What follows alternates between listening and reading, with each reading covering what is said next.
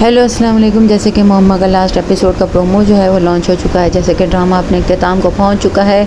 ड्रामे का क्लाइमेक्स अब क्या होने वाला है, यहाँ पर जीजी जो है उसे घर से निकाल दिया जाता है क्योंकि सरमत के चचा ने जो है वो शाहजहां को रिहा करवाने के लिए जो है वो घर दुकानें सब कुछ जो है दोबारा से अपने नाम पर करवा लिया था। यहाँ पर ज़ैनब के साथ सरमत की शादी हो जाती है और वो दिन में तारे दिखा देती है। यहाँ पर जो है उल्टा केस हो जाता है। यहाँ पर वो सरमत को कहती है कि मैं बहुत थक गई हूँ, मेरे पैर दबा दो, मेरे पैरों में शदीद दर्द है। वो पैरों को दबाते हुए वो सोचता है कि किस तरीके से वो जीजी पर यानी कि जो है वो सहारा पर जुल्म करता था और उसे अपने पैर दबाता था और फिर उसे ठुड्डे मार कर गिरा देता था। यहाँ पर जो है शाहजहां जो है वो अभी भी जो है वो जीजी को जो है पसंद करता है। वो आयज़ा को कहता है कि तुम सब जो है वो जितना चाहे जीजी को बुरा कह लो, लेकिन देखना एक वक्त आएगा जब तुम भी ये कहने पर मजबूर हो जाओगी कि जीजी ने जो लोगों के साथ बुरा किया वो तो अपनी जगह पर, लेकिन लोगों ने भी उसके साथ कम बुरा नहीं किया है।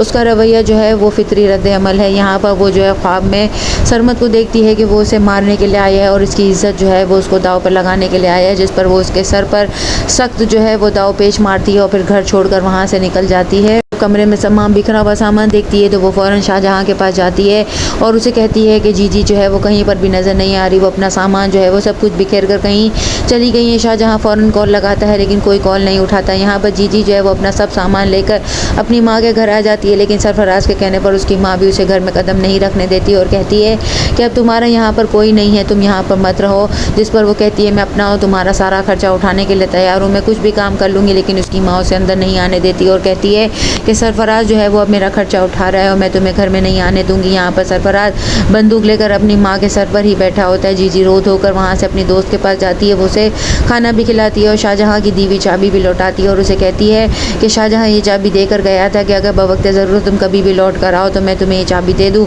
अभी भी कुछ नहीं बिगड़ा, तुम उसके घर में रह सकती हो। लेकिन वो कहती है मैं उसे छोड़ चुकी हूँ, वो मेरा माजी है, मैं उसके घर में कैसे रह सकती हूँ। जिस पर उसकी दोस्त कहती है कि कुछ दिनों के लिए ही सही, लेकिन वहाँ पर पनाह ले लो। यहाँ पर जीजी को कोई अगवा करके गाड़ी में बिठा कर ले जाएगा और वो कौन है जो अब जीजी के अभी भी दुश्मन बना हुआ है और जीजी की जान जो है वो खतरे में है। आशिक जो है वो दोबारा आसिया से निकाह करना चाहता है और हलाले का मशवरा देता है, जिस पर आसिया उसे धक्के मार कर निकालती है और कहती है जीजी का जो रूप मैंने देखा है वो तुम लोग वाकिफ़ नहीं हो। उसने अपना सब कुछ जो है वो शाहजहां साहब को छुड़वाने के लिए दाव पर लगा दिया, अपना घर, अपना कारोबार, अपनी फैक्ट्रियाँ, अपनी दुकानें, यहाँ तक कि दोबारा शादी करने का हक भी उससे छीन लिया गया। वो सब कुछ दाव पर लगाकर यहाँ से गई है।